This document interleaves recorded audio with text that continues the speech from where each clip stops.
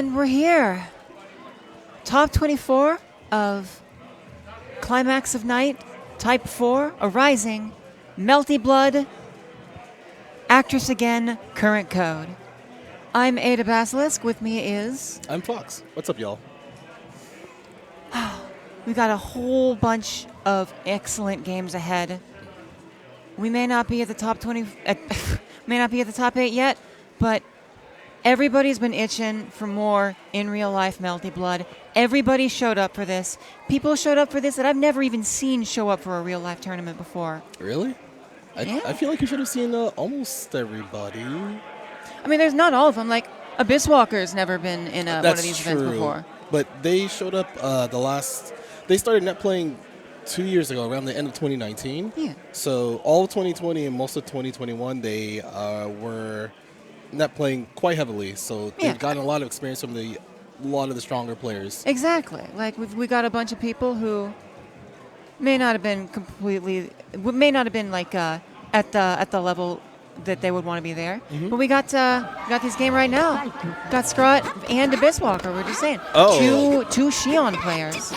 It's really rare that you see Xion players nowadays because most of them try to imitate some of the higher level play Xions where you need to do the charge jump C loops, and they're not easy.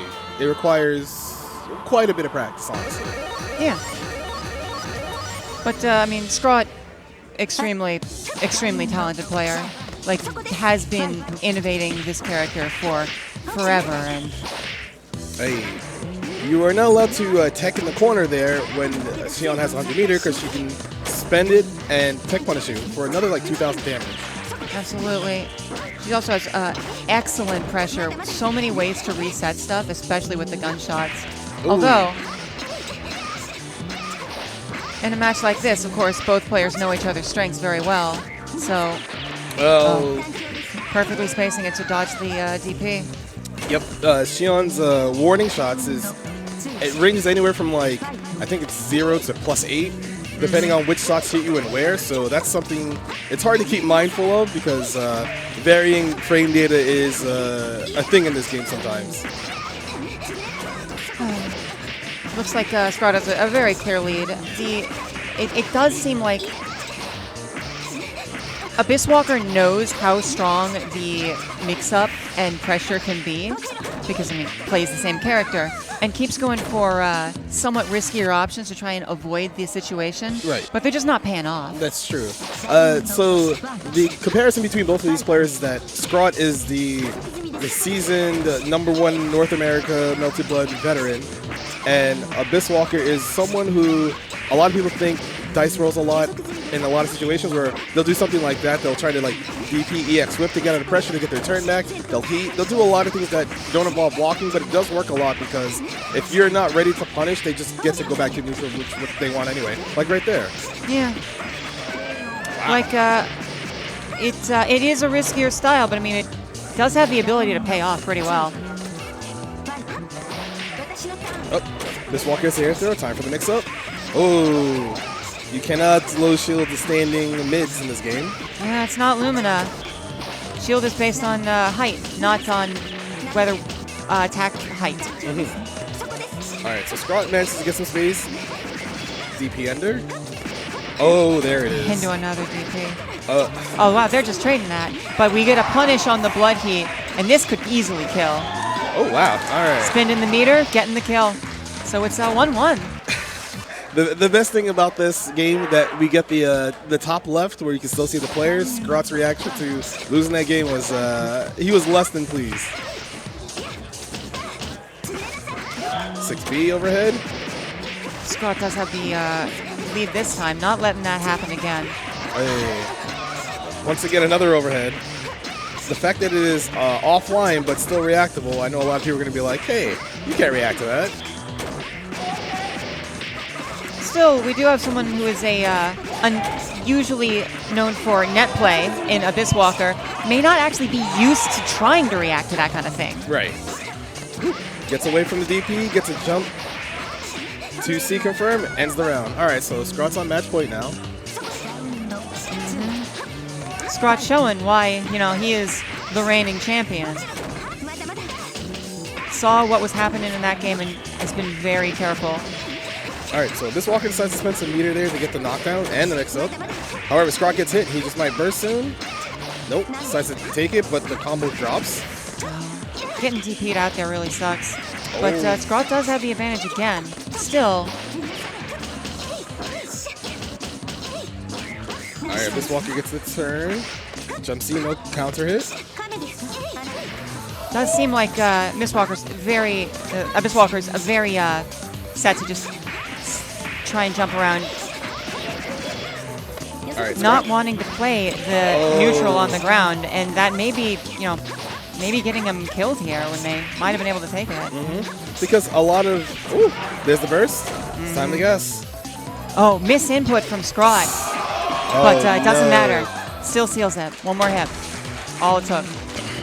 So the first game that Abyss Walker, game 2 that Abyss Walker won, it really came down to the fact that Scrot was thinking they would just neutral tech in the air, respect their space, and they just decided to press jump C, press DP, EX, catch grab.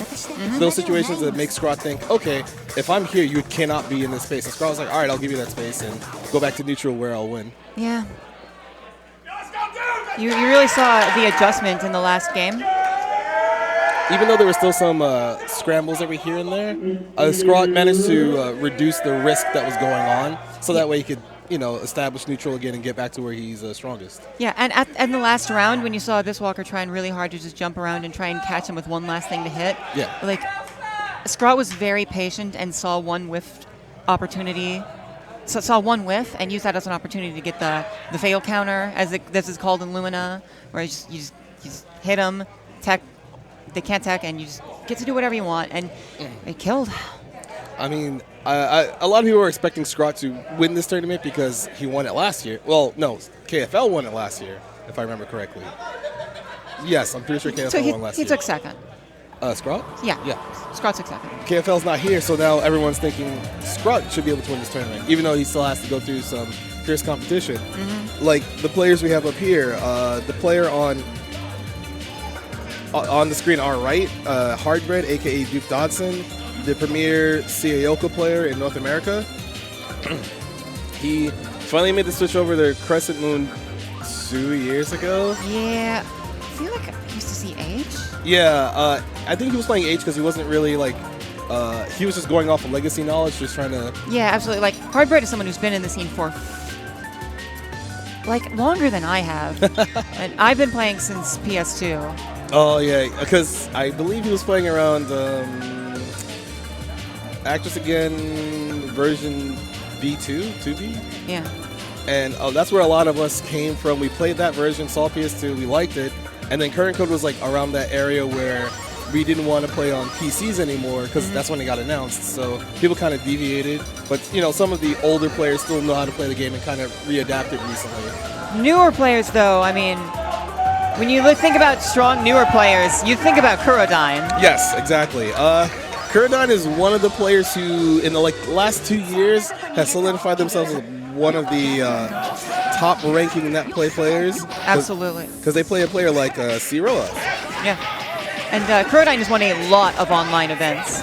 So we just need to find out in the area where Siroa is a little bit easier to react to if we can keep that up. All right, so this matchup, I believe, Ayoko doesn't have too much problems trying to approach Roa because she also has full screen projectiles. Absolutely. There's a lot of ways that Aoko can not have to deal with Roa's orbs, but Aoko's orbs are always going to be online, especially as C. She has these negative held edge orbs where as long as you're holding a button, they don't pop unless you let go of them. Yeah, even if you get hit. Yes, they will still remain on the screen as long as you're holding a button. And what's important to remember is those orbs, the one where she lets go, has her palm open. Those are proximity orbs. They don't pop until you get near them. Yes, and they will pop if Aoko gets hit, but by having access to both of them, Aoko can create a lot of crazy traps. And even if you hit her, you may not be able to get a conversion because the orb is in the way and she'll just pop it. Yes. So. Kurodyne gets a dash up 5B. Let's see if Hardbread decides to. Oh, backdash. Backdashing through it is a crazy option. I don't really see that, but it works on reaction to the flash. Ooh.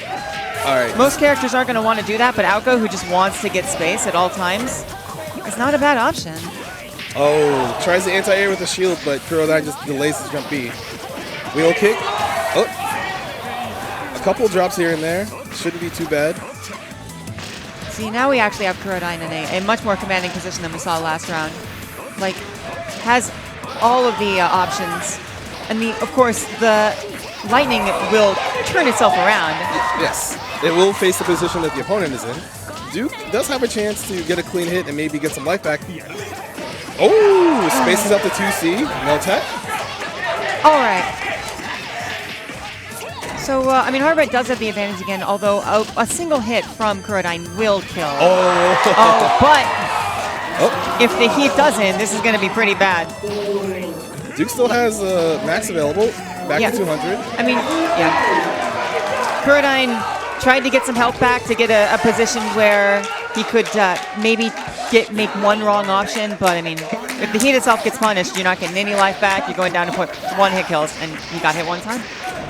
All right, so Kurodai gets a dash up 5C confirmed, 2.3. What's important about this is that the orbs being set make it so it's really hard for you to approach Roa because you have to worry about getting air unblockable. Some characters can deal with that more easily than others, but Aoko, although she has a lot of options in this matchup, doesn't have a really great way to go through orbs. Although, if you just catch them while they're setting them, yes, what are they going to do? They can be counter hit when they're trying to set orbs, so that's the danger in this style of playing Roa, is always trying to set an orb. You're usually retreating if you don't get a clean hit. Now, Roa does have one option in that situation, which is you can cancel the end lag of the orb into shield instead of into another orb. Yes. But if you're already just committed to dialing into more orbs, then you may not. It requires a bit of mental fortitude that you may not be used to having on the main stage of a big tournament if you're a net play player. Yes. Whereas Hard Red, I'm pretty sure, has played in a bunch of offline locals and majors in like the past 5 years or so he's used to this. There's the tech punish off of the wheel kick. Orb set. Time to guess. Overhead. Blocked. Save. More good pressure. Kurodai trying to capitalize on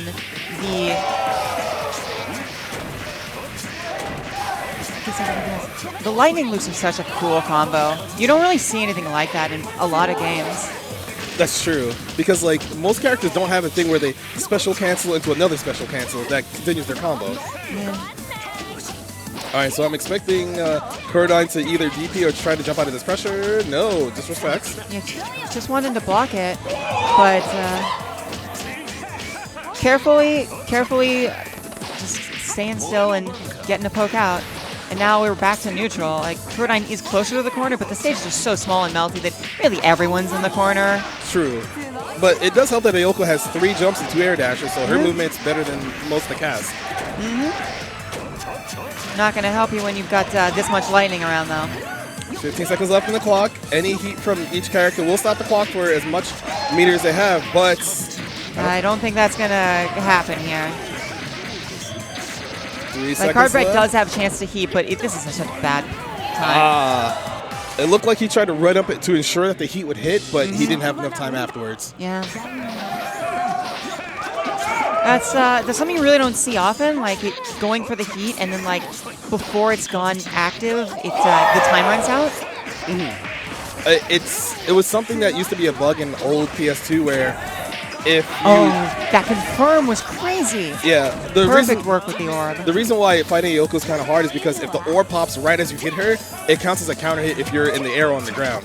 And usually in the Melty Blood, if you're in the air and you get counter hit, it's a free confirm from your opponent. And that follows for things that knock you into the air. So, I mean, in a situation like that, it doesn't really matter. If you're getting hit by that orb, you're in a bad situation. However, Kurodai sniped out the wheel kick attempt from Hard Red in the air with the 2-2C. That lightning is a bit hard to apply in a lot of times, but if you are right under him, then Aoko's ability to jump around and sort of delay and make it confusing when you're going to land in order to make it hard to anti-air. It doesn't matter if there's just a big column of lightning. Right. All right, gets a stray 6A confirmed. All right, there's a jump. Whoa, trying to detonate the orbs. Oh, gets it confirmed. Doesn't set the charge lightning, but should be the end of the round. Yep. Yeah. Dash up 2C. So Kurodon's going to take it. All right, Kurodon, good stuff. The first game was looking kind of shaky, and then even game 2 wasn't looking that great either because Kurodon was just trying to scramble to get back to the game plan and set as many orbs as they can to make it so that Ayoko can't just fly around the screen the way she wants to. Yeah. So we've had one victory for the old guard and one victory for new blood. Because I know a lot of people are keeping track of like, oh, how's the old school going to do? Because they keep saying that they don't need all this net play. They just need offline majors and regionals. But you know, net play and offline are both very valuable resources. They kind of, in a sense, they sort of teach you slightly different things about the game. You can pick up on somewhat different habits online versus offline. Right. Oh, all right. I think we have Lunar. They play H-Len. Yes. They've been getting... He's also one of those net players from the last 2 years who have shown how strong they can be using, you know, the tool of net play. And playing all the strong players, just grinding sets all day, learning the character. Because, frankly, we have resources that we can do that with now. A lot of resources have been made for this game, like Melty.games. Of course, everyone's been working really hard to update the wiki. Right. And and we have Skeleton playing Crescent Nania instead of Crescent Coma. Well, I mean, Nania is someone who is in Skeleton's wheelhouse. That's true. I think the primary reason might be Nania DP can be canceled into 236C, which makes it safe with meter. But I also believe that Coma has the slowest wake-up speed in the game. I think the decision is really just based on wanting to avoid having to deal with any of Len's stuff. It's like Nania is a character who can really just opt out of a lot of situations. Oh, jump C hits, no confirm. Like, easily the best DP in the game. Right. So it goes at probably the highest 45-degree angle next to Hime. But it does have the critical advantage of the C version will go into a hit grab. Yes. Which means even if there's something else that might hit you out of it afterwards, it doesn't matter. You still get the animation, you still get everything, and it's completely safe. Huge amount of iframes. Ooh, all right. Jump C confirm. I wonder if Lunar is going to try to bait Skeleton's heat here. No. No, doesn't. Unfortunately, dropped the combo, and since you whiff air throw, whiffing air throw in this game means you have several additional landing recovery frames, and you were in counter hit status. Yeah, it's like one of the. It is about the worst place you could drop something. Opting to go for the. There's one nice advantage of H over other characters is the fact that the bunker, not only is it invulnerable, it also gives hard knockdown. So you're spending 100 meter, but I mean you get a setup. With a character like Len, that's pretty dang good. Yes. So there are a lot of instances where you might not have 100 meter to bunker a block string, but doing bunker on wake up is also strong because it has a long horizontal hurt box. Oh god. All right, there's the heat from Skeleton, just making sure to get their life back. Yeah, trying real hard to say, hey, I'm not going to be in a position where you can just kill me in one. All right, but Lunar is also in heat, and it stops the clock. Hey. Still may not have been able to be killed in one, but got killed in two. And the reason why H-Len is considered to be fairly strong is that she has a mix-up where she either does a late-hitting jump C into a rising jump C for an instant overhead, or she does a late-hitting jump C into a 5B, which is a standing low. Yeah, it's really hard to look. It's easy 50-50, good use of that old F-shaky fuzzy guard, and it's just strong. However, I mean, if you want to talk about crazy mix-ups, Nania is right there. Like, we're not seeing the F Nania with the funny, The dive weird, kick. the weird dive kick to mix everything up. But I mean, we still have all of Nania's movement, and So you saw Skeleton forego his combo because of the cat that was on the screen. Hitting the cat does knock you down, so you have to be careful.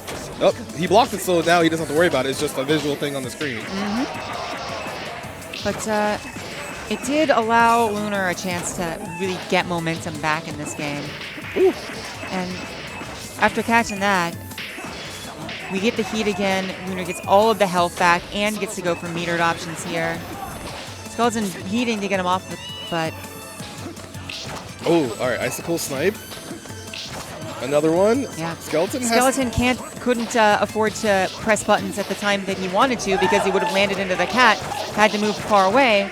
And although, you know, with the time left on the clock, it may not be enough for Lunar to get back into the game. So unfortunately there, Lunar was trying to reduce to maybe live through that next sequence of hits, but the combo dropped and just got hit by 5C counter hit. I mean, that's like something that you always need to be aware of when you are trying to reduce damage on the ground. Like in the air, if you reduce damage and the hit isn't actually there, then you'll tech. Yes. But if you try to reduce damage and the hit isn't there on the ground, then you'll instantly press a button and possibly die for it. Oh, A lot of players would just like really wary of that and just do not reduce damage against characters while they're still on the ground. Right. That's one of those high-level reset cognitive decisions people need to make. Oh no. Double tin cat. Instant overhead. You see instant overhead into the throw. So we're going to see another setup after this. Yeah, I'm assuming we're going to see a low option. Yeah. Yeah. Hey, gets the clean end to the round. Lunar looking a little bit better.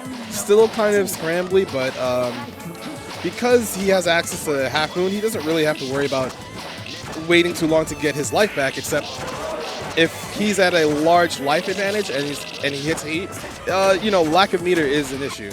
Yeah, especially like a lot of people do look at the Half Moon getting life back automatically going into heat safely, but they don't realize H Moon. This is not mentioned anywhere, although it is on the wiki. But H Moon gets meter 70% as quickly as C Moon does. Yes. So it's taking about as long for Len to get for H Len to get to 200% as Nania can get to 300%. So if Nania can really just keep up the pressure, it does mean that Len's not going to get a chance to actually get to that point. Right. So around here is where it gets scary for Half Moon players. If they get hit and they don't live through the next sequence, they could probably die before getting there. That happened in the last round, and after getting into heat here, then it's a problem because you get stuck in this loop where you do get into heat, but you get into heat really early in the match when you don't have that much life to regain. All right, and we do sort of see that here. Like, if Lunar actually gets advantage, they still won't get heat. All right, a lot of scrambles. Luna just trying to fly at Skeleton. Skeleton doing his best to block it out. Oh, try to press a button, gets counter hit. All right, 1-1. I'm honestly surprised Skeleton didn't try to DP there. Yeah, me too, but maybe that's why he got hit. He was trying to buffer the DP. That's possible. Like, you can easily get hit low while you're going for the forward part of the DP. Right. Oh, cat's still there. Getting to the air in time? Yes. Good avoidance. Oh, wake up bunker doesn't get punished. Oh, but a straight to C. Luna's trying to jump too early in the block string. Oh. I feel like Skeleton is just trying to make sure that that no one really has a clear pressure sequence. Like, Lunar is trying really hard to control things, and Skeleton is trying really hard to just make sure that the game is as wild as it can be. Like, options like jumping out of that are like it works against the throw, but I mean there are other ways to get out of the throw, and jump is, but it gets you out of a lot of weird situations. And good block from Skeleton not to get crossed up there twice. Yeah, Skeleton once again just trying to jump around and make things hard to deal with. All right, good stuff from Skeleton. Baiting out what looked like to be a delayed bunker. Because Lynn doesn't exactly have the best options off of air-to-airs that aren't counter hits. Yes. Like she has some stuff that she can do, but it is mostly what other characters can do, and she gets a setup off of it, but it's not necessarily like as strong as the stuff she wants to be doing. All right, Skeleton. And, once again, we have a situation where we're starting the round with no meter. Lunar's not going to be able to get any life back. We're just going to see the death right here, and just like. Very quickly, Len is also one of the characters who has a low health threshold. So around the half end of her life part, it gets really scary if she cannot find a way to get life back quickly. Because a combo, it's like one bad combo puts it to where she's in a throw range to be killed. Yeah. So good stuff from Skeleton. I'm glad to see he did show up to Climax of Night 2019. And he didn't do as well as he wanted to, but I know he's been training for like the last 2 years to show everyone that he's not just in that player. He understands what to do in the game. He understands all his choices. And a lot of people are proud of him, as hopefully people heard in the background. I'm looking at... Yeah, there was a lot of people rooting for Skeleton there. Because I know there are a lot of people who wanted him to do pretty well because he was not feeling too confident off this event. Yeah. I mean, I feel like a lot of players were sort of like undervaluing how they would do in this event. There are a bunch of players who were like, who've been mostly playing Lumina for the past couple months. Right. And they're like, oh no, am I going to be out of practice for this? But it's just like, man, OG Melt, it doesn't leave you really. Right. You just, if you know the feeling of it, then it doesn't really, you're good. Yeah, you'll be fine. Like, I know a lot of people who were grinding type Lumina for like the last, I don't know, 2 months. Because like I know some people who initially were just like, all right, the first 2 weeks I'm doing nothing but playing type Lumina for each day. And then as Climax came around, they were like, all right, maybe I should practice some current code every now and then. Since this is primarily a major where we have current code and uni. Yeah. Although I do know a few players, like, really just mostly played Lumina, but just, like, when they got here, they're just like, hey, can I get some games in current code? Yeah. Can I get 400 games in current code? Yeah, there's a lot of people grinding the last 2 days. There's actually a couple setups right in front of me. Yeah. And there's also a current code ring-wide cabinet across the hall from here where people were also playing when they couldn't get into the ballroom earlier this morning. God. But that, has like 4 frames. Yeah, 4 frames 3 to of 4 frames of additional delay. But it's one of those things where like, hey, it's just like net play. I came here to net play. It's just like net play. I came here to play offline net play. I love it. Okay, let's see who we have up here next. Oh, looks like we've got Akemi and Nick. Nick, yes. So I believe Akemi is from your region? Yeah, Akemi is from PNW. One of my old training partners plays MBACC. Yes. They also play CCL, I think? No, just MBACC. Okay. Like, they have side characters, but...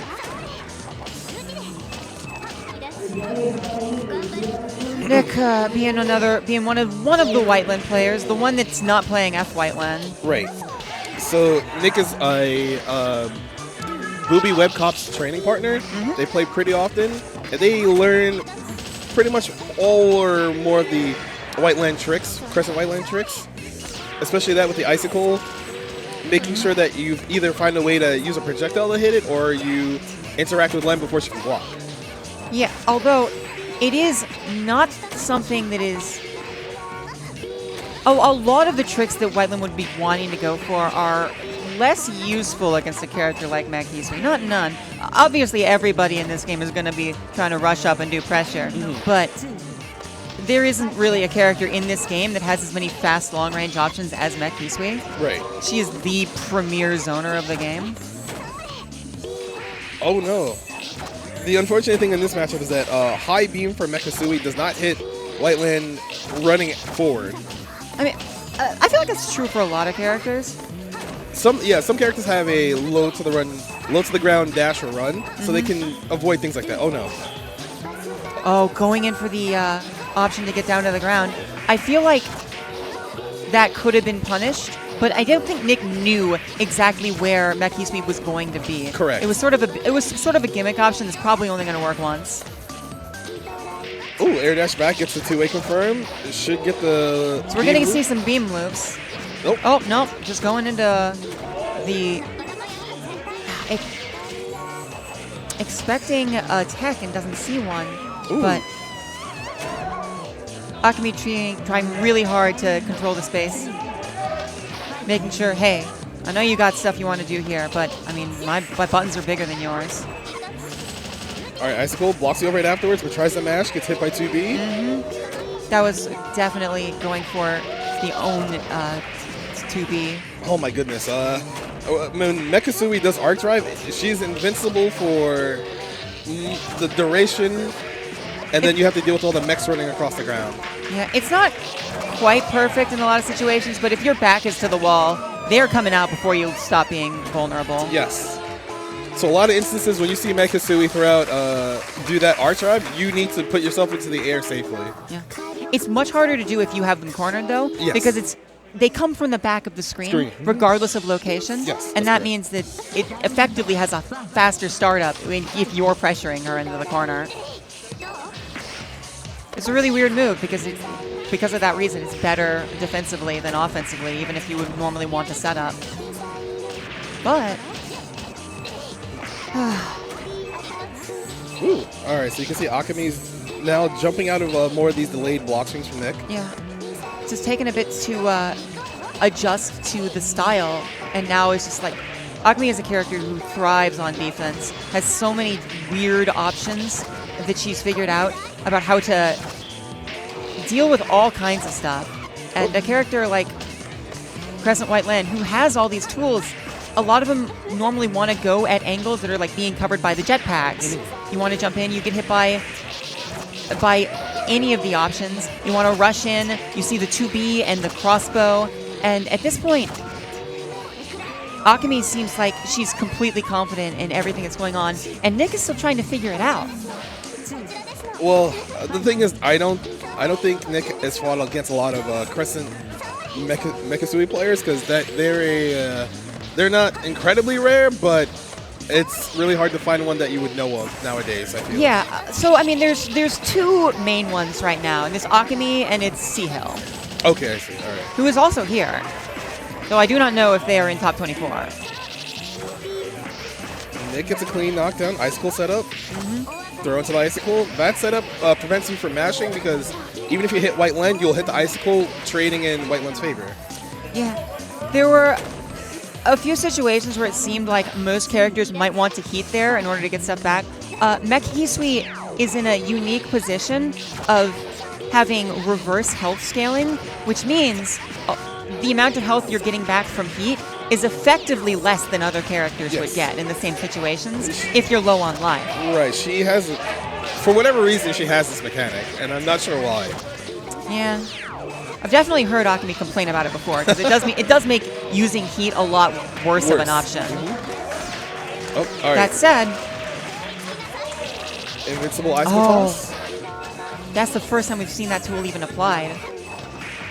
But once again, goes for a funny reset, trying to catch, literally trying to catch someone pressing buttons to reduce, but it doesn't even matter because it actually just hit anyway. Ooh. But you know, Nick wasn't really able to convert off of that too well, and Akemi got back to neutral, and just a couple more hits took it.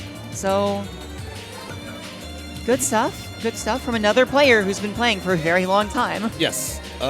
Actually, I can't remember how long they've been playing for. Akemi jumped into the scene in 2012. Okay. It was with current code, but it was very early in current code. Oh, like when we heard of it was being ported to PC, right? Yeah. Okay. Because there are a lot of people who I've seen every now and then. I'm just like, I don't remember how long you've been playing for, but I played you at like every other major I used to go to, and it's nice to see people are still coming out to support the scene.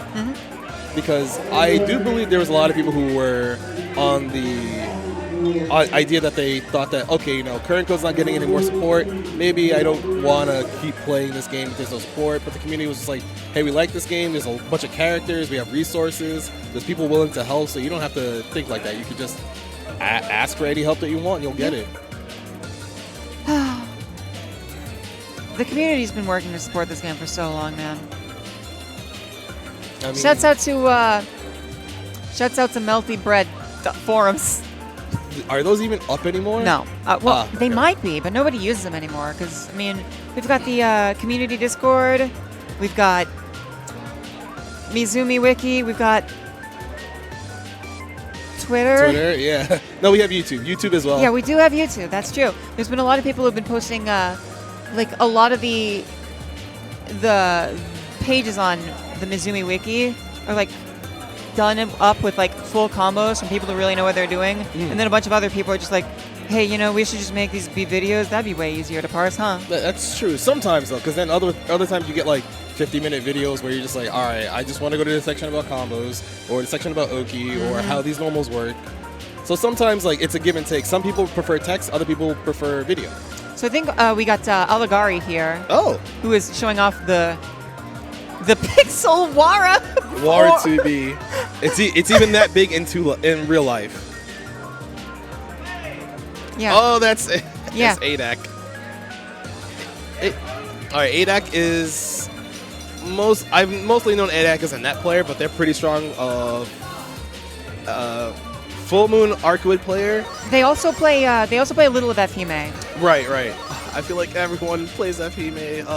It's like I feel like You feel like that because it's a counterpick for Hisui. Yes. Sorry, it's not for Hisui. It's a counterpick for Akiha. Akia, yeah, because it's just like the movement differential is really It's really bad. massive. Like, So you have to pick your spots where you want to move. Akiha's like the slowest character, while Kime is just like has the fastest walk speed. Right. So it's really rough. But we're not going to see that here. We're going to see Wara and regular F Arcuid. All right. The thing here is that Arcuid, Full Moon Arcuid does a lot of damage. Her basic BB does close to 5,000 damage to Wara because his defense modifier and his health pool is really low at the beginning. But at the end, he becomes one of the tankiest characters in the game. Again, a character who can really benefit from using heat for the same reasons that Mech Hisui can't. Right. And Wara also has one of the largest heat activates in the game, so it's actually just a really good option to get people off of you. It is kind of slow, though, so if you're familiar with how to fight Wara, you can get around it. Ooh, all right. EX grab catches the 2C, but no confirm from ADAC. It does seem like, Aligari is just really confident in all of this. That mix-up was something crazy. I didn't block it. A lot of people don't know that when Wara does that EX pinwheel near the corner, there is a small gap there. Yeah. So if you've never seen it before, it will hit you at least once. Yeah, just excellent Sandori play. And I do believe I saw ADAC ask, you can do that? Which is not really a good sign, but, you know, it's good to remember while you're playing your match. Aligari is just one of the Waras who's been here for a bit. We see him around every tournament. Yes.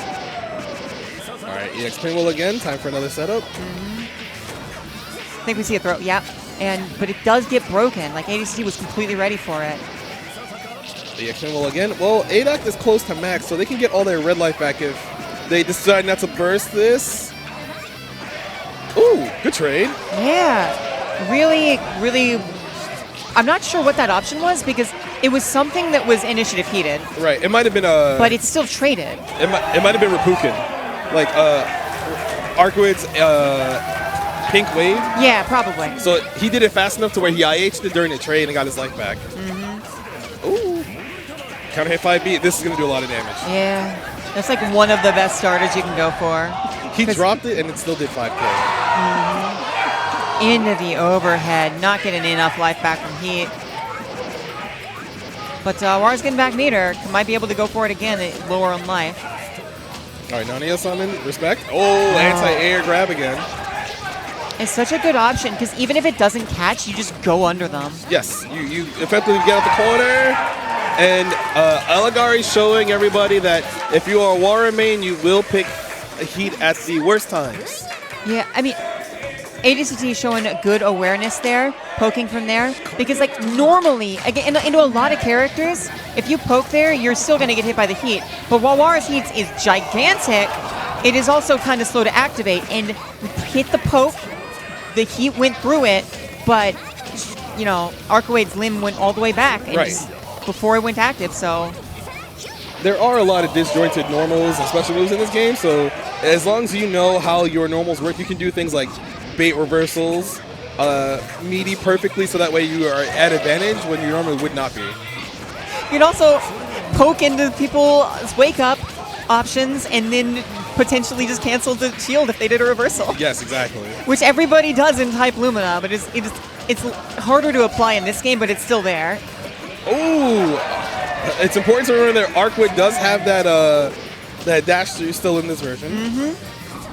You don't see it as applied as much as you see it with C, but, you know, seems like X is very comfortable with the matchup here. Like, despite having been really confused at the start, we see a clear adaptation. And Oligari's doing a pretty good job taking it back here. We are going to see another setup, but you know, no, there's not a lot of confidence in that. You just want them to, you just try to get them to poke out, and if they don't, if they're comfortable, then you can see Algar is being careful because ADAC has shown that they're willing to just kind of take risks every now and then. Absolutely, like sitting back and just poking at them, going for frame traps is a good way to beat out people who mash. But it may be difficult to take this back from this position. Even though the round has been equalized, I mean, you see F Arcoade with a lot of meter will probably be able to initiative heat something even after using this here. So Arcoade also a character who has a lot of life. Yeah, she's top 5 for characters with most health. I think she's #1. Oh yeah, that's right, yeah. She has the most health, and her defense modifier is also pretty high. So getting through some of her life bar is difficult sometimes. Yeah. Again, Arcway just charging meter, ADAC saying, hey, I'm not going to bother going in on this. I'm just going to be like, hey, you're going to have to deal with initiative heat at some point in this. Oh my gosh. That counter hit didn't lead to all that much, but it was something, and you got pressure. All right, one more confirm from ADAC. Will end this. Oh my God, empty jump low. All right, very good from ADAC. ADAC, another crowd favorite because he is in. Oh my God!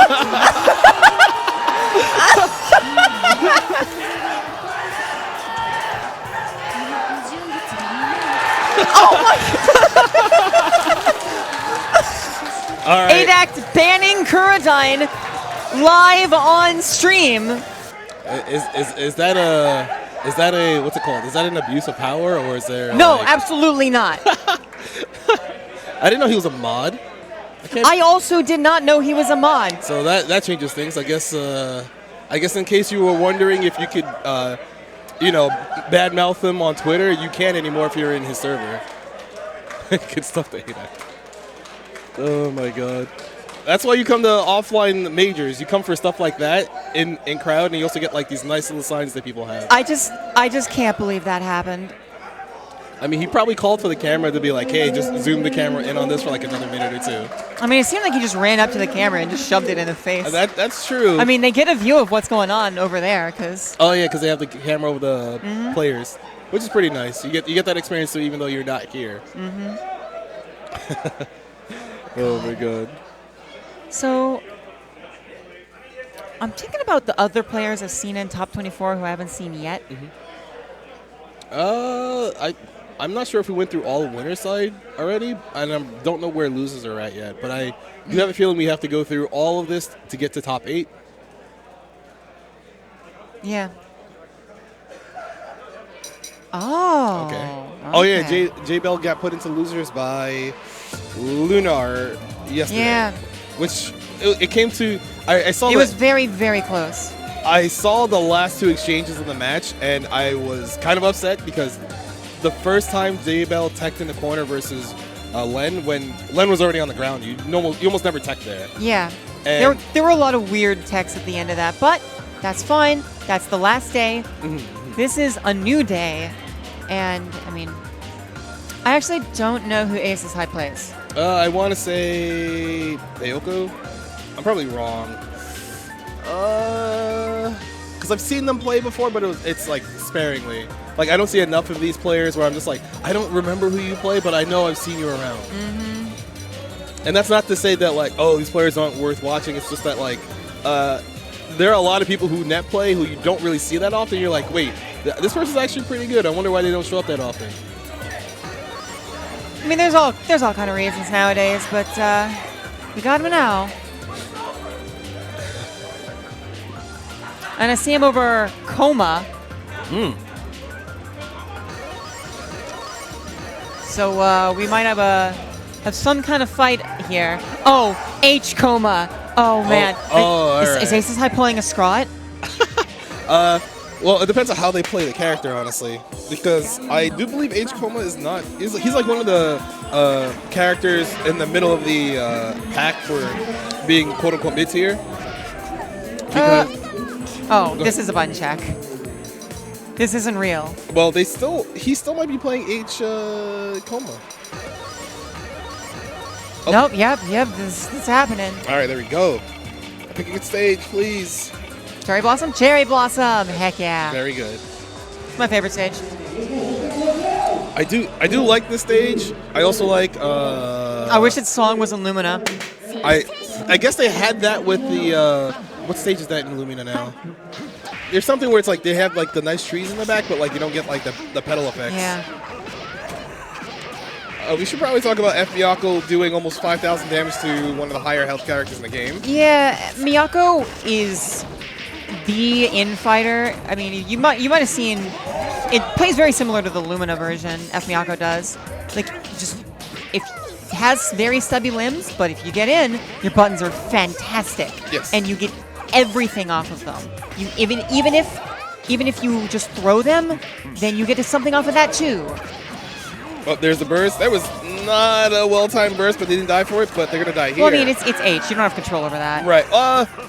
When you hit 200 during getting comboed, you can manually press A, B, and C to burst. Yeah, but... I mean, it's just... It still has just as much advantage. Like, you still probably want to go for it. Right. It's better than losing it later. All right, so J-Ball will get a small throw confirm here. There's the tech, low shield. Ooh. Doesn't get the confirm at the low shield. It has to be a little bit quicker there. Command throw. It is unfortunate. It's like one of my least favorite things about H specifically is the fact that the low shield counter doesn't give you the same benefit as hitting with a high shield counter does. Like it does if you're F. Right. Like F Moon, if you low shield, you could just do your normal shield counter, but hey, 420. H has like a special version of it that's a low shield counter that you don't get anything off of. Right. You have to like specifically do a special move that will hopefully pick up or give you some sort of knockdown. So J-Bell gets the first game pretty handily. Air throw. Whoops. Doesn't get the air throw. Tries to press a button. Gets counter hit. Yeah. And even from a situation like that, Miyako can still just say, hey, I'm going to spin the bar. You're in the corner now. I know that it was just off of a weird air tech situation while I was cornered, but no, you're cornered now. Can you deal with this pressure? And Aces High seems to be saying, nope, I cannot. Last up here. Tries a 5-8. Oh, Miyako Jump B is still fantastic in this game. It's just big. It's not big, but it's fast and it's there. You also jump up with it and it's behind her. Okay, that's almost half-life from Coma. Yeah, that just straight up was 5K against Coma. Miyako, just a very strong character, and J-Bell, I mean, is the best Miyako, right? Yes, I agree. Oh, counter hit 5C confirm. Yep, you got those. Does not get the finisher there. EX elbow trap. Blocks the overhead. Oh no. OTG, you're probably dead. Yeah, this is it. Yeah, that was really quick from J-Bell. A lot of people surprised, not surprised that J-Bell lost to Lunar in winners yesterday, because Lunar is one of the strong players that we talked about earlier, but a lot of people did have J-Bell to at least go into winners finals to fight Scrot, or at least winner semi, so they could fight either Kuradine, Scrot, or hard bred whoever came out of there. Yeah. I mean, well, Jabel is definitely a very strong player. Obviously, we have a lot of more people up and coming, but also Miyako is a volatile character. I agree. As strong as Jabel is, you can lose with Miyako if you just make the wrong calls. Right. Even if you're, it's 2 out of 3. It can happen even if you. So it's very possible for someone to beat Jabel, and I mean if anyone was going to do it, in that bracket, it was going to be Lunar. Right. Because whenever Miyako has to like fly at you to get in, and a character like Len can kind of just poke, she can do jump B, jump to C to dissuade you from like flying in, and then when she wants to go in, she can just like super jump and fall like a rock. Her jump arc is really hard to contest sometimes. Yeah. So as you're trying to like keep her at bay, you also have to make sure you're at your optimal space at all times, because Miyako, she just wants to be like right next to you essentially all the time. Yeah. And that, I mean, it's harder to do in some matchups than others. But now we have Onion Lust versus Pluo. Onion Lust is one of the characters who's been up and coming, is a H Satsuki player. And Pluo, I mean, he helps with the CC Caster implementations, updating it constantly. Yeah, like the version of CC Caster that people use is Pluo's doing. Yes. So many thanks to him, because without him, I feel like a lot of caster issues would still be rampant to this day, and a lot less people would have played. Well, I mean, there's perhaps if it were not for Pluto, Rekar would be doing all the stuff. True. Yes, that's possible. But more hands is usually a good thing to get things like this fixed. Oh, all right. So Puat's going to play Full Moon Akia. Onion Lust is playing Half Moon Satsuki. F. Akia is definitely like Pluto's main insofar as I know. Although Pluto does play a lot of characters. Yes. So usually in tournament, I see him play this character. Oh, all right. Anti-air pillar. Gets the pressure started. That is minus, but it's spaced out enough to where she's able to contest what you want to do afterwards at a certain range. F. Akiha is a character with a lot of really kind of odd options. She has very strange angles on a lot of her pokes. And you see in that situation, it's very difficult for a lot of characters to contest it, because she's got a lot of stuff that hits directly below her. Yes. Or below into an angle. Angle, right. However, sometimes those are kind of slow. Oh, no. Getting to the blood heat here. May be able to go into something. We're going to see a rando shield. No, but we are going to see the throw. That is a command throw if you're close enough to her. Yeah. So you have to be wary. Just baiting the burst but not getting a punish off of it. That could have been a kill, but now it seems like Onion Lust probably has this. Like, it's going to be really hard to get out of the corner in a situation like that. Even with the shield, there's not really that much that Akia can cancel into to contest another hit. And because this ain't like Lumina where you can just shield and they can't do their follow-up. No, right. If it counts as you getting a hit if you get shielded. Right, correct. Ooh, At least for cancel purposes. Air dash confirmed. Oh, doesn't get the jump to see Ender. It's a little awkward on Satsuki at that height. All right, you can see Onion Lust just willing to hold up at a lot of spaces. Yup, and do charge jump B. Going for the recross there, but doesn't lead to anything, and it sort of has allowed Pluo back out. But no, we get the jump in here. We're gonna spin some meter, and we're gonna go for another overhead. But again, doesn't get anything off of it, and it's allowed Pluo to get pressure again. So. All right, so you saw Onion Lust there do tech air throw. That's kind of dangerous in a lot of situations, because you're trying to make sure that when you tech, you're able to escape the corner, but you are vulnerable to throws immediately after. So you have to make sure that you're not too close when you tech, because if the opponent's ready to air throw you, you just eat a free combo that you can't do anything about. So now Pluo is switching to C Akiha, which is, I think, probably one of the less popular of the 9 Akihas. but does have quite a few interesting options here. She has a command grab. She has a instant overhead that is 18 frames that she can combo out of. Her normals in the air aren't the best, but she does gain the ability to heat at 100 meter, which is probably important for fighting a character who's constantly trying to smother you with normals. Yeah, and does still have a lot of the interesting angles on the jump stuff. Now, F-Akiha is a character that has like a lot of really solid reward off of basically anything if you're perfect. And it seems like Fluo may be thinking, okay, well, I'm not confident in my ability to make it back with that. I'm going to switch to C, see what I can do. And hopefully that's going to pan out. Oops, drops to confirm. Actually would have won the round there if he got the air throw. All right, Onion Lust gets a jump C. They get their turn. As long as Puat doesn't eat a bad hit, he's fine. Yeah, like one more will take it, and sweep. It's at your 2C. That's It hits at a good angle for it. Also, she has where her shoes are is just red. There's no green to interact with. So if you're trying to counter poke it, you better already be behind her. Sasuke's got a lot of stuff, but large red sections on her air normals isn't really one of them. They're not bad, especially the C, but... Ooh. All right, gets the guard break there. I wonder if Puat's just going to command grab. Goes for a jab. I think that might have been going into something because there was no...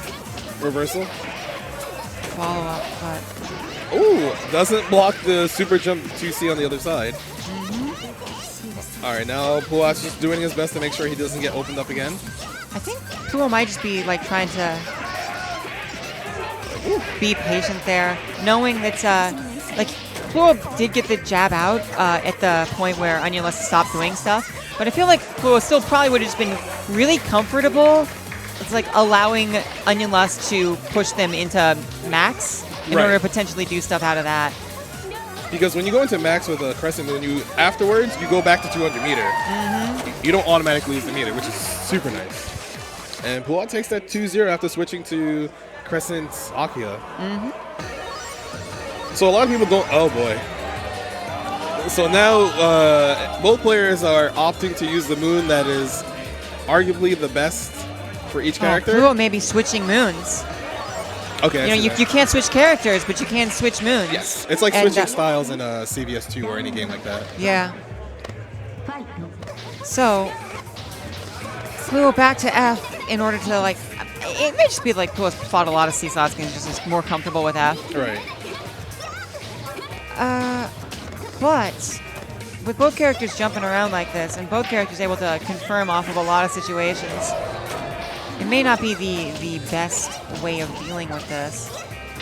Oops, doesn't mash on the lift early enough. Rising jump A from Satsuki. Hey, Getting the tech gets completely punished. Yes, it is almost impossible to tech versus Satsuki in a situation like that. Because her 5B covers all the options. Time to guess again. And she's got such good mix-up on coming down on any side. What are you going to do about it? All right, Puat is close to getting max meter to get that red chunk of his life back. Ooh, tries to go for the instant overhead, doesn't get it. Oh, tries to move and gets hit by 3C. I think one more hit will take it, but... Oh, jumping over... Oh my god. All right, very lucky tech. Should get his life back here. Yeah, I can't believe that worked out for Fluo. Archard? No, doesn't block the overhead again. No combo again from Onion Lust. Probably not that familiar with his C combos. Ooh, jump C confirmed. Very nice. Oh no, it didn't confirm. With the tech. Oh no. That's such a bad way to end it. Kind of scrambly there at the end. Pluak actually won earlier, but his confirm was not the right one versus a character at that height. It's very interesting to see them go for the air super jump to get over there. But it just quickly got to the other side, and seeing the Satsuki's famous anti-air super whiff is always interesting. Like it's big, but Sasuke has the advantage here. Onion Lust feeling pretty confident. Doesn't have all of it, but I mean, you still get the knockdown. Oh, tries to read a jump from Puat. Doesn't even lose all that much for not getting it though. Like, though Pluo does have the advantage. All right, looks like he waited for Onion Lust to press the button there. Oh, baits out the reversal. No, no confirm. Oh, jump C. No overhead. Block's being very careful. He's close to getting max back, so here we go. There's the IH, gets all that red life back. So both players in heat may see a weird option, or we may just see more pressure. So this is kind of bad. Like, Satsuki does not have good ways to get out of pressure all that well without meter. But what, might just run away for 10 more seconds? Or just just one more hit. One more counter hit. Oh, no. Does not get it, but it's probably just going to still just run away, right? It's just sit and block and maybe get, even if you get thrown, like, who cares? Yeah. As long as you don't press buttons to tech there, you just hit the ground, and even if Satsuki OTGs you, you're not going to die based off the damage because it's heavily scaled. All right. Good stuff to Pulat, showing that even though he hasn't been playing as often as people thought he would be, he's still one of the stronger Melty Blood players in North America. So it's good to see everyone still coming out, showing up, and playing. And speaking of, I think that's Webb and also Rover Ruckus. Yeah. So Rover Ruckus. Burning Moon, okay. Rover Ruckus got dropped earlier by Abyss Walker. Yes. After the end of a very hype set in pools.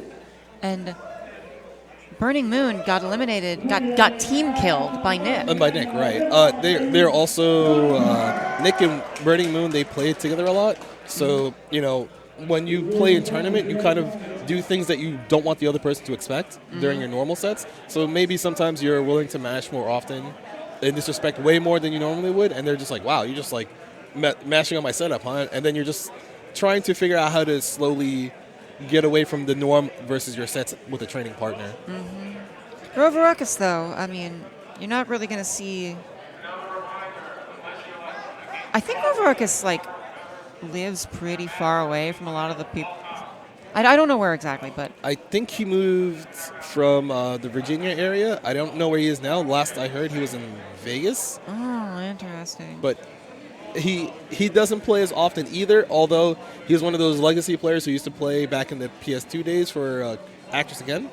So a lot of people are, you know, they've seen him sparingly and they don't know his play style, but he is used to be one of the more aggressive players that I used to know. But I'll tell you Rover Ruckus' play style. It's Fireball and Fireball Super. I mean, it's Full Moon Aoko with 100 meter. You're trying to keep your turn. Yeah. All right. This is Nero versus Aoko. Generally, Nero players don't like fighting Aoko because Aoko has the ability to not have to interact with him at all. And Nero players are like, I want that to be you, not me. A lot of the times, Nero players will like try to back off and create pressure so that they can get their summons and like go after the opponent while they have a clear advantage. And Aoko's just like, I'm just gonna set orbs. Yeah, and that gets really troublesome from Nero because if he ever interacts with the orb in the wrong way, he'll get counter hit and eat a lot of damage. Nero is a character who has a very large hurt box while in the air, and also just always, like, this character's tall. You see it. Yeah. Ooh. Getting away from the deer? Not getting away from the deer. That's always an interesting situation. Like, the fact that the deer is just like, we'll just keep going. Yeah. It's not based off of what Nero is doing. It's based off of where you are versus the deer. Blue Fire just eats the hits. Oh, gets out. Oh, could have gotten something. Doesn't. Oh. The deer is going to lead to a lot here. The deer actually turned around. Oh, that was a terrible heat. The heat is going to seal it. All right, so Rover Ruckus is doing a good job of making sure Burning Moon can't move the way he normally wants to, spending all the time in the air. Whoops. Oh. Gets hit by the snake. I think Rover just didn't know that the snake was there. That's very possible. All right, Blue Fire again. Time to guess. Empty jump low gets blocked. Man, I was sure it was going to be an overhead. Yeah, that mix-up is terrifying because even though you block the first part, she does get another air dash or low mix-up there. And you see Rover making sure he doesn't interact with Nero 5C, the alligator. Oh, good counter hit into all of this. Like, it's even though Nero has a lot of health, it's Aoko is a character that can really just capitalize off of almost anything. Right. Especially because this is the full moon version of Aoko, and generally to make up for the lack of some mechanics from full moon characters, they do more damage than their other moon's counterparts. Yeah. Not going to get that much off of the Fireball Super, but does get into the air. But, I mean, if Burning Moon's able to get back to the ground, we suddenly have a bit of an advantage here. Like, there's a lot of stuff that Aoko has over Nero, but, like, once the deer is out and you're that close, you're going to have some problems.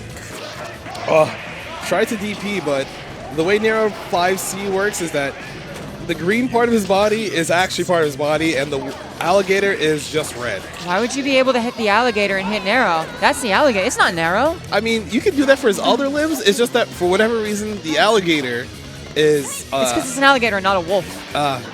Is that how that works in the animal kingdom? Yeah. I didn't know alligators have no hurt box.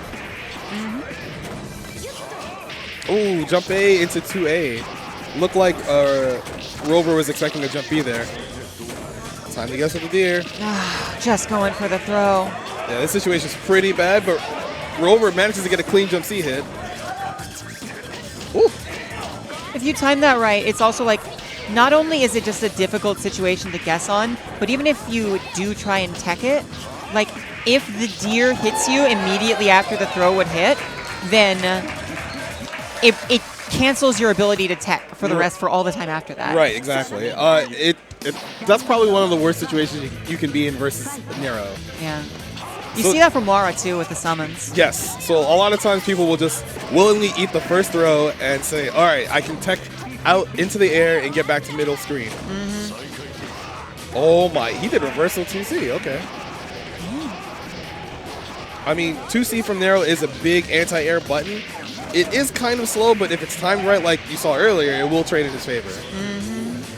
It is a bit surprising to see that option against Aoko, though, who does have, a big air-to-ground normal of her own in Jump C. All right, Rover is in the last situation for this round. Just going for the overheads. That Jump B is just two. It's just two overheads. Yes. And you got to block them both high. All right, shield counter from Rover. He gets his turn back. Wake up bunker, clashes with the 5B. Rover thought he was going to get guard broken, so he decided to shield early, but Burning Moon just kind of didn't bite on that. You are going to see another Fireball Super, and that does allow Rover to get pressure. So, but just gets mashed out. Like, Burning Moon sees the ability to jump up and hit buttons there, and takes it, and all of a sudden, things are looking pretty bad, especially like getting hit through the DP, and for some reason you get to do a very large OGG string after that. Yeah, the way Nero 5C works in this version, he's blessed to have that for some reason. Yeah. So just all right, good stuff. Burning Moon just taking it, just like keeping the pressure. It's like you got out once and you never. Rover Ruckus was never able to get out again. Sometimes it can be really difficult to fight Nero because your natural instinct is to want to run away from him, but sometimes it makes a lot of situations worse because you have to realize that if you're stuck blocking in the air, he can easily guard break you since he's the tallest character in the game. Yeah. His normals are really big, and you have to hope that you don't get put into a block string on the way down. Yeah. Like there's a lot of. It feels like the best way to get out of Nero stuff is with some kind of character-specific gimmick, and I don't even know what Aoko would do there. Honestly, it is hopefully hold up and hope you still have one more jump or one more air dash left. So yeah. It's not the best, but it's better than just falling straight down to the ground. It is, although, like, it's the sort of thing that would work a lot better if you were playing C Aoko, who has more air options. That's true. She also has air dodge in C. Yeah. So she can kind of, like, stall a little bit longer and maybe be safer versus him, but it's still a toss-up. I believe C has an extra air jump. They both have 2 air dashes, I'm pretty sure. Yes. But C has the extra air jump. Yeah. So, in addition to having more stuff in the air that will stall. So. I think I saw Duke over there. Yeah, it looks like it's Duke, and Oh, ADAC once again going up. I'm pretty sure ADAC will not ban. Actually, I can't even say that. I don't know who he's gonna ban next. But don't worry, it's not too much of an abuse of power, especially if they're the Ban Kurodine twice. Ban Kurodine from a different server. There's a lot of crowd favorites out here this weekend. A lot of people were just like, I'm glad I could enter the tournament. I wanna like show off my prowess. I wanna show how good I've gotten. And other people are just like, yeah, I'm here to have a good time. What is ADC doing trying to show off the shirt? I don't know what it's like some Bandcamp link. It's like check out my SoundCloud, and honestly, I don't need that. Oh, taking off the badge to show off the shirt closer. Is he? Where is he going? Oh, he lost his hair tie? He's just a mess right now.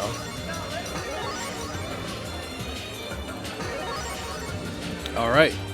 So, Aoko versus Crescent Moon Aoko versus Full Moon Arclit.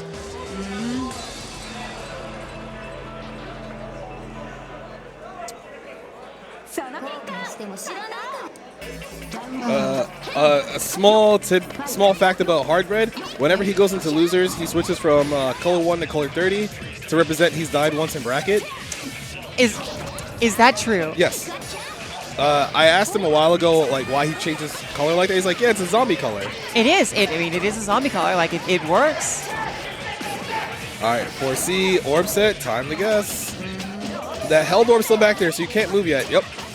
Yeah. He's looking very strong. Oh, ADC actually poking out there. Oh, wheel kick. But that's not going to anti-air anything here.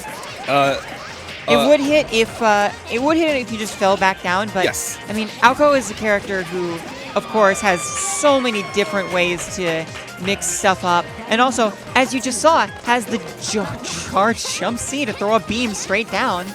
She also has another C normal that shoots beams straight up. Yeah. So if you like a character like this, I think most Aokos have that one though. I think they all have the. They all have that. Yeah. Yes, you're correct. All right, another orb setup on the dash through. Didn't cross him up in time, but it's okay. No tech. The easy strike throw, catch him to the corner. Now we got some real mix. Whoops, drops him from it's but okay. not if you drop the combo. Wheel kick, no counter hit. Ooh. Catches him back to the corner. We're gonna set stuff up here, trying to press him. Replay. And now we get the replay magic. Opting to see I'm in max, I'm going to just double up on this. Yes, that's You correct. don't see that often from Aoko. It has to be a very specific sort of situation for the meter to line up for that to be the right option. But I mean, you set it up there, it works, you get in, you do whatever you want. So ADAC is switching to Kohamek, and not even H Kohamek. So Not even Spikeball Kohamek. Right.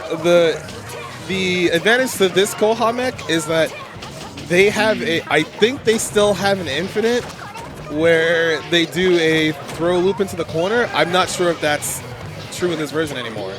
However, I'm not sure how much of this character ADAC has been playing recently, but I have seen them play it. Yeah. I mean, it is still pretty good. It's not... There's a lot you get to do, and you still get to beat, for the most part, Crescent Koha. So even if you don't have like all of the stuff, what you do have from Crescent Koha is the kid of one of the best characters in the game. Yes, correct. Along with another character that acts like an assist, with a whole lot of I don't want to say gimmicks, but that's how I kind of feel about the character sometimes. It's just that because when you summon Mech, she acts like another body to be hit. Which can really cause problems, especially like there, because like if it absorbs the hit from a projectile, then it's hard to exactly get through.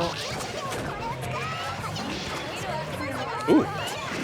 All right. It makes it especially hard to apply the proximity orbs, because if you can toss Mech into it, then she's going to trigger it, and then you're just going to get to go right through. Wheel kick is an overhead. He's going to do the tech situation. There's the tech, and there's the punish. Into the low. So versus Ayoko, in that situation, if she does that wheel kick, you are in a tech state where if you decide to do anything that's not, if you decide to do any tech, you can't be punished. So it's hard to figure out what to do there, especially when you're low on life. Oh no! I wish they'd bring that back for Lumina. For some reason, you can only punish the forward techs there. I also feel the same way. All right, let's see if ADAC decides to heat. Nope. Duke put himself into the corner. Oh, got hit by jump C. We're gonna get the solid pressure here. It might actually be the right meta call. Ooh. Just gonna hit right through the shield into a pretty good situation. I mean, we might see an IH here. Oh, wait, okay. But ADAC decides to burst there to try to save the round. Be wary of throw ender. Overhead, block, nice block. Wheel kick hits. Into the wheel kick. Tech into a tech. Don't tech again. God, oh my god. Hey. You know, I was going to say you can't keep teching. Got away with it anyway, but still died. The idea behind not teching is that if your opponent is right next to you when you have the opportunity to tech, it is very dangerous to pick any option that puts you further away from them because you have more recovery frames, so they can punish that. However, you use it as a means to get away from your opponent when they're, at a distance that you're unsure if they can actually punish you. Yeah, especially when your back is in the corner, there is a little bit of a mix-up between back tech and up tech. Because you're going to end up in the same spot, but the punish window is a little bit different. Right. Up tech recovers faster than back tech, but back tech will mess up their punish for that if they do it too early. Yeah. So you can still do it. It's just that versus a lot of characters is usually not worth it because all you're doing is resetting your damage when you get hit. Wait, are they already up? Wow. Seems like it. So we have J-Bell and Biswalker? Yeah, it seems like it. Okay. I don't know how often they've played on that play, but I do know that J-Bell's playstyle kind of counteracts Abyss Walker's because J-Bell doesn't take that many risks because I feel like his character can just get one clean hit, do 5,000 damage, and if you decide to put yourself in a bad spot versus her, you just kind of eat 5,000 damage and die again. Yeah. I know J-Bell obviously has a lot of matchup experience against Scraw. It really is going to come down to... Like, I'm wondering, like, Abyss Walker might try and do more reversals to get out of that situation, but if any of one of them fails, then, I mean, J-Bell's gonna kill him. Abyss Walker does like to do that a lot, where if they tech in the air immediately and you're trying to chase, they'll do 214C to hopefully catch grab you. However, it is not invincible, so if you get hit during the startup, you do get counter hit. Ooh, 5,000 damage. I mean, Xion is definitely not a slouch in the damage compartment. We see more dives there, trying to catch the movement. All right, DP ender once again. J-Bell. Seems like Abyss Walker is just trying to play the range game here. Like, Xion doesn't have a lot of range in general, but she does definitely have more than Miyako does. Yes. So, but the counter hit in the air didn't lead to anything. All right, but it seems like Abyss Walker just didn't want to potentially risk dying to how they tried to get out. Ooh, dash a 5-8 no confirm. Oh, whip. Which side? Oh, the other side counter hit. Okay. So it has the advantage again here. Ooh, honestly, a bit surprised not to see more mix-up there, but the striker will take it. And ooh, EXDP in there.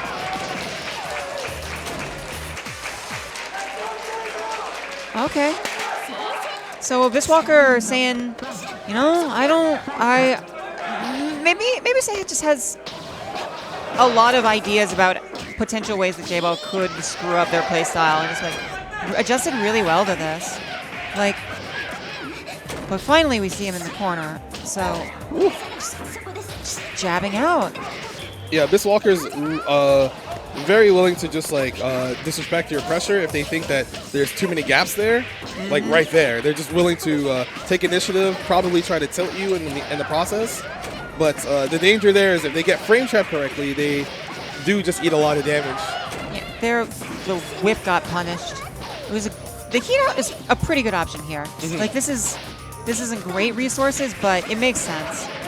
But J-Bell just sort of dancing around until the heat's gone and going right in now. So one more hit's gonna take it. Oh. As expected, we see a DP from Ada and okay. Oh, honestly, kind of surprised. Like Abyss Walker was baiting an option from J-Bell, but J-Bell just sort of sat there. I'm just like, okay, I'm just gonna be patient. I only need one more hit.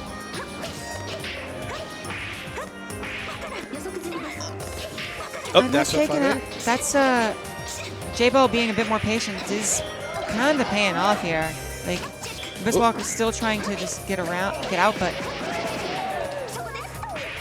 Jumpino counter hit. Saw that poke from J-Bell trying to catch a low to the ground tech. Yes. But, EX elbow ender. All right. So Abyss Walker has no meter. yeah, so Abyss Walker has been going for a lot of heats, and we saw previously the DP into super to try to be safe. But right now, it's gonna be pretty difficult for Say to come back from this. Whew. And there's a lot of exchanges there with just their 2As. You can see J-Bell being a little bit more careful and not getting counter hit in the air. They're both trying to just fatal counter each other. And it seems like with the angles here, it's going to be more profitable for J-Bell's going to have an easier time confirming it into more hits. Like, there we go. Abyss Walker got a bunch of hits there, but none of them led to anything. So J-Bell just kept the advantage the entire time. All right, 1-1. So it's interesting to see J-Bell immediately change up his playstyle to make sure that he cannot, oh my god, get counter poked that often. Like in that one instance where he did 5C into 5K, and Abyss Walker is just, for some reason, trying to challenge Miyako in those areas. There's the heat to get their life back. Oh. So, okay, we do see the charge jump C. This is going to lead to a lot, but no super to get the ender to this, which means we are not going to see pressure out of it. Ooh. Guard break, no confirm, unfortunately. Oh, but even after the hit, doesn't get a combo, and the EX is going to do a lot. We're going to see more pressure after this. This attack forward, of all things, into another counter hit. Abyss Walker trying to still go for the disrespect on pressure when it's turned out those 3 times that they decided to do that, they got counter hit and died. It's it feels like Abyss Walker's gotten a bit flustered here. Like had the advantage at the start and lost it, and isn't completely certain what to do, and is sort of falling back into the if I can scramble, I can try and make this back mentality, right. Which may just lead to them just falling apart. Though, so it does have the advantage here. So what is their option going to be? All right, full confirm, spends 200 meter. Okay. Nice loops. Yeah, we are going to see a lot here. Gets the heat, trying to get meter back, and trying to get health back, but that 2-1-4 from Abyss Walker is actually not safe versus Miyako. Neutral tech, you lose throw protection. And that's going to be it. Unfortunately, when you neutral tech there, you cannot be punished. However, you do lose the throw protection. So you would have to make sure that you either try to immediately hold up to jump, because if you try to, like, let's say press 2A after recovering from tech, it doesn't come out in time. You get thrown. So they did that twice. Once earlier, they didn't get punished, and the second time was right there where they lost the set because of it. Okay. Good stuff from J-Bell. Moving on. Good stuff from J-Bell. So I think I see Nick here. I'm trying to figure out who else is in losers. It's... Oh, Fuwat's coming back up. So I don't know how often Nick fights against Full Moon Akia, but you're going to see probably the 2 tankier characters on screen coming up. Akia having the highest defense modifier and close to the highest health, and then Whiteland also having pretty high health and a high defense modifier. So because Whiteland is in Crescent, she can get her life back pretty frequently, and Akia, since she doesn't take damage, her damage. All